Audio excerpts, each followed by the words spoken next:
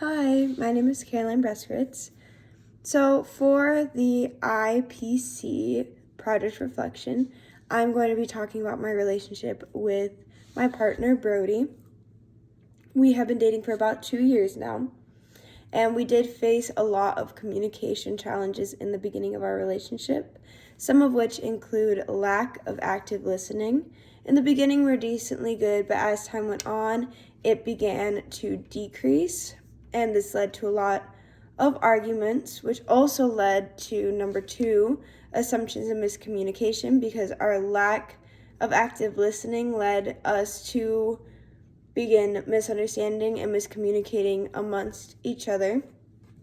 We also began showing negative communication patterns such as defensiveness and criticism. This happened a lot of times during the arguments. We'd both get very defensive and criticize one another, which was not solving anything and was actually making the argument worse. There's also began to grow some fear of conflict as the arguments kept happening. I began just trying to avoid them in total, which actually would make when an argument came up worse because I would just bury everything down.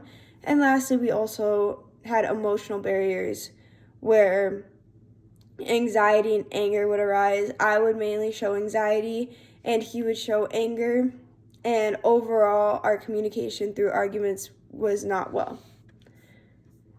So 2 communication interactions that I had with Brody this semester. One happened on Valentine's Day at around 8:40 p.m. and the other happened April 8th at around 11 a.m. On Valentine's Day, this interaction involved me and him. It was a minor conflict that occurred when his best friend joined us for ice cream after I got off work. This interaction occurred at his house. It happened because I had a higher expectation for the night, and we both agreed that Valentine's Day would be the next day, but I still kind of expected him to do something special. I got my hopes up when he offered ice cream, but then I got very angry when I noticed his friend in the back seat.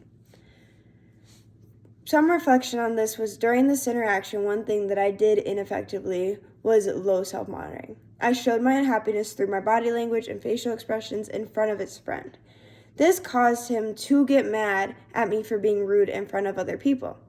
One effective interaction tool that I used was adaptability.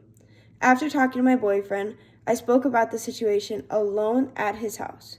I was able to change my behavior, and thus, when we talked and everything in front of his friend, I did not embarrass him. This then led to him being more apologetic and understanding of where I was coming from in the conflict. For the second interaction that happened on April 8th, this interaction involved my boyfriend and I again. We had a sweet conversation in person. This interaction occurred at his house after he had gotten home from his meniscus surgery. I'd come over with flowers and snacks, and we were talking about how he felt as I rubbed his head. This interaction occurred almost directly after his surgery, and one effective interaction that I conveyed was empathy. I worked to understand and connect to his feelings. I want to make sure he doesn't feel alone through this whole situation. However, one ineffective strategy that I used was confirming messages. Everything was going well through the day until there was a miscommunication between us, and I began to ignore some of the signals he was sending me. Luckily, we both acknowledged this miscommunication and were able to talk it out before it genuinely became a conflict in our relationship. Overall, the impact of this project was relatively positive. The communication in my relationship has improved exponentially. My relationship with Brody has gotten so much better, and the arguments have decreased.